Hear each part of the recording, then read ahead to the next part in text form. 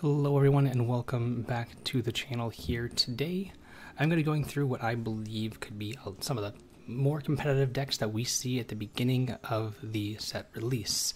Now of course things will develop and metagames will adjust going forward, but if you're in a competitive mind frame and want to make a splash at your first locals, here's some decks I would recommend.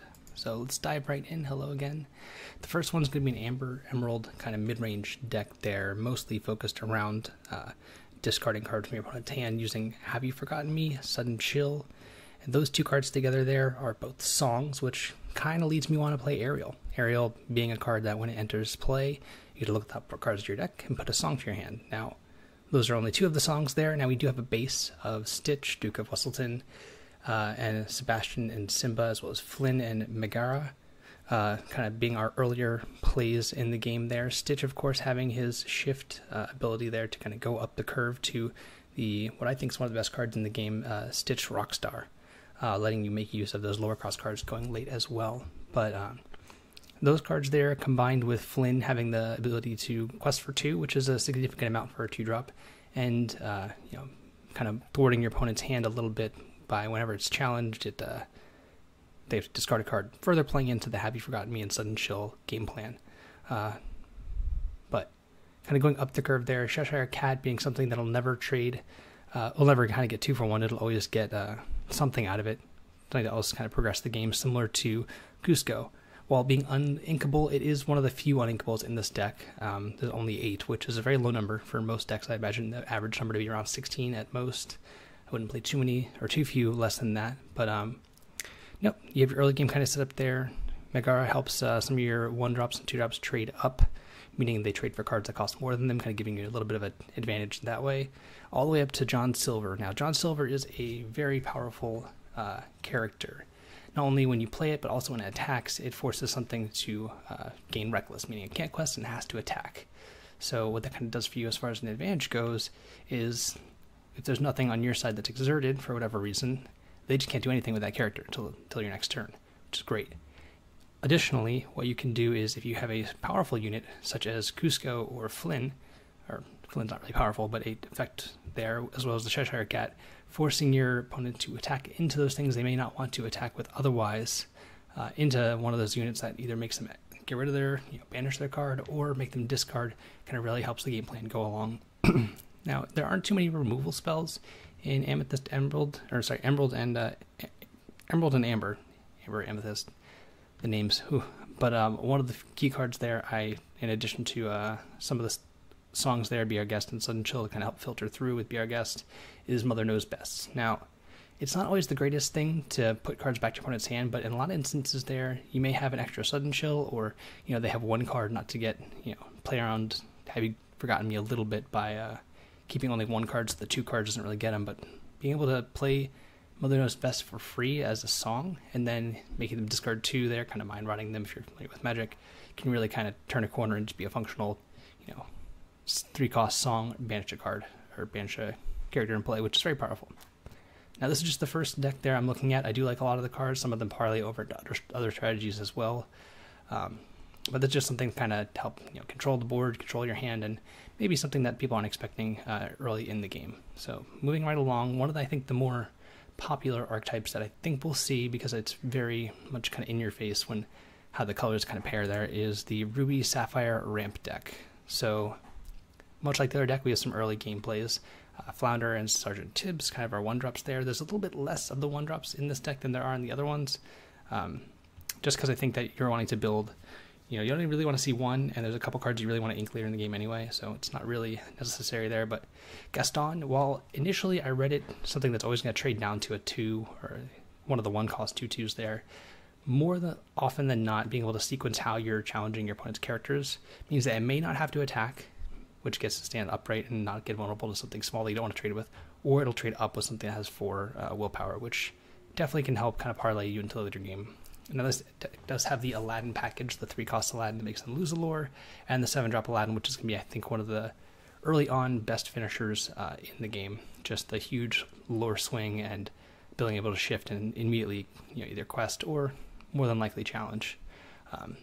But we have our 3-cost ramp spells. We have Fishbone Quill and Mickey Mouse. Now, I've seen a lot of people kind of be down on Fishbone Quill, be able to, an item that lets you tap to put any card in your hand down in your inkwell, so it can put uninkable cards, to best of my knowledge there, making use of late game drawn Mickey Mouses that you don't really want to play, or one jump ahead for a similar reason there, and it is not exerted, so it is something you can use immediately. So in some sequence, you play this on turn 3, Fishbone Quill, tap it, put a card in your inkwell, you have four ink down.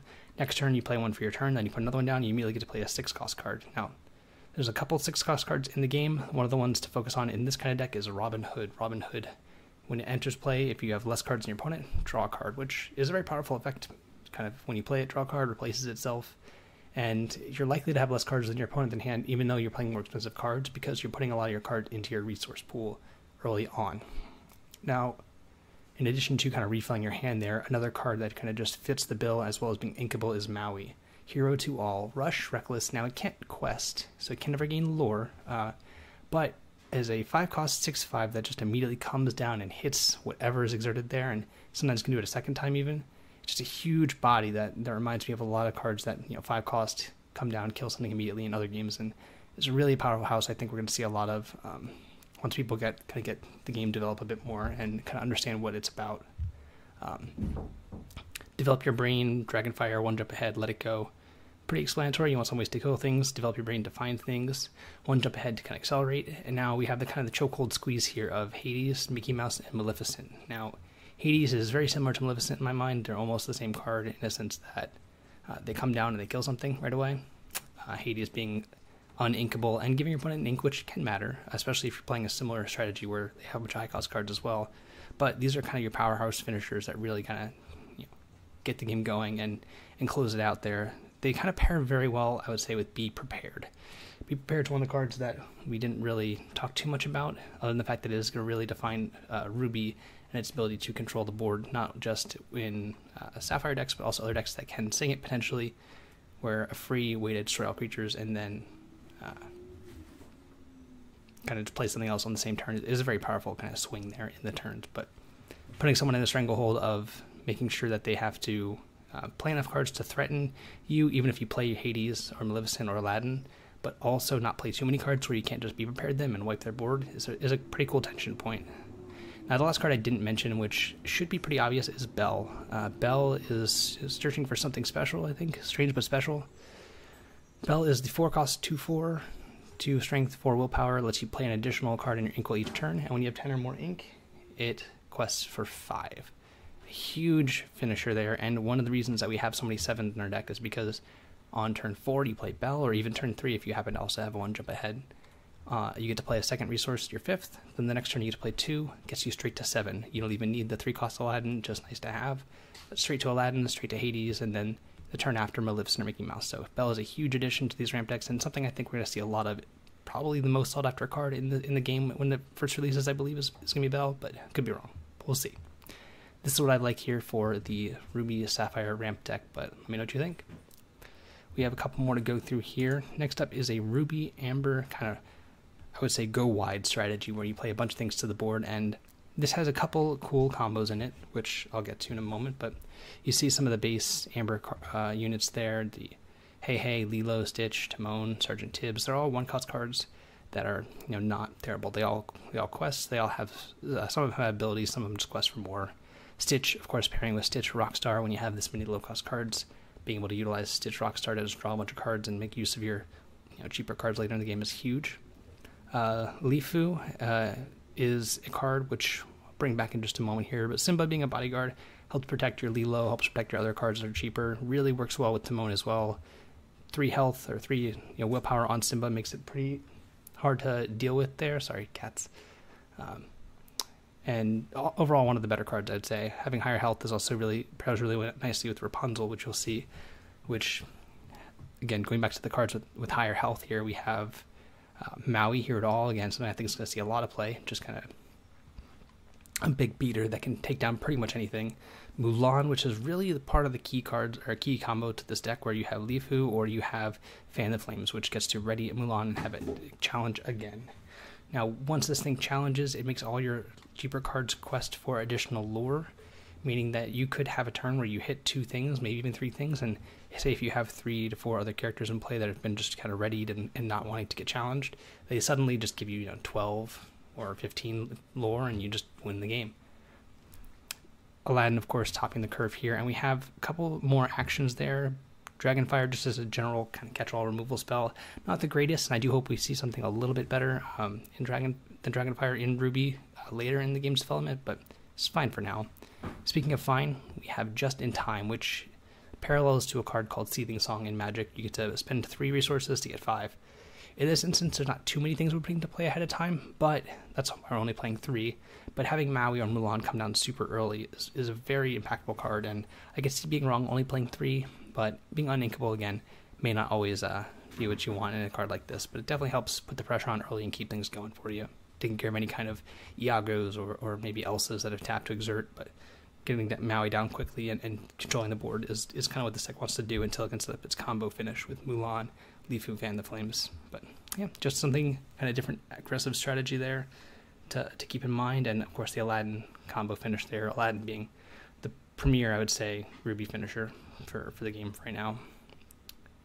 2 more decks to go through I think you'll enjoy. One is a Steel Amethyst deck. You'll see here a lot of, not too many aggressive cards there. In the cheaper slots, there's only Captain Hook and Dr. Falser as your 1s or 2s, but Fire the Cannons is definitely a card that lets you play less lower cost cards and kind of still keep up with some of the card decks that we just saw, even that play a lot of 1s and 2s and try to overrun you that way. This one wants to take full advantage of keeping your opponent's cards exerted, so you can challenge them often with Jafar having such a high strength power there when you keep your hand pretty full with both Maleficent and Friends on the other side, which is a nice little combo package there, I would say. 3 cost 2/2 is not really great for the game stat rate there, but keeping cards in your hand, drawing a card is definitely powerful, and being able to sting Friends on the other side as well as a follow-up is very nice. Much like you'll see in Steel, there's a lot of AoE damage effects. So you see the Tinkerbell and then Big Tinkerbell to deal 1 to everything. Grab Your Sword can be sung by anything that costs 5 or more, so Captain Hook, which shifts on top of the cheaper Captain Hook, or the 4 cost 1 in a pinch, where you want to rebuy your Fire of the Cannons there.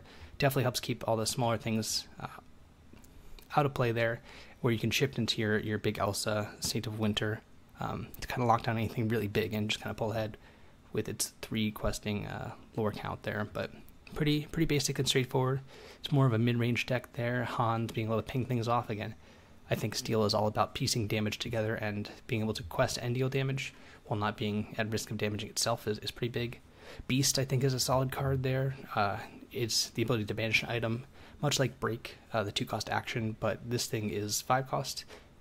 While it's 5 and only 4/4, it can come up, and often you'll enjoy the fact that you have a bigger body there that you could just have inked if they don't have any items, which is fine. But Anna kind of helps lock things down as well, but yeah, overall pretty solid. Again, kind of a more mid-range deck there. It's looking to capitalize on keeping things tapped down and challenging when it can there. But most things I think will pair with Steel pretty well. Steel has a pretty good base with Fire the Cannons, Captain Hooks, and Grab Your Sword.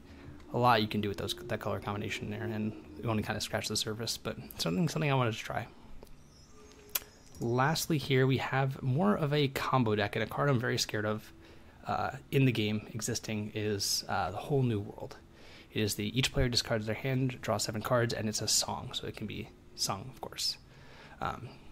In this kind of deck, we're taking some of the elements of the Sapphire ramp deck with Bell, Fishbone Quill, and 1 Jump Ahead to kind of accelerate you, and making sure that we always have cards in hand to either play additional ink with, or just play some bigger threat, or just kind of overwhelm them with more efficient cards and being able to play a bunch of resources out, as well as have a full hand at all times there.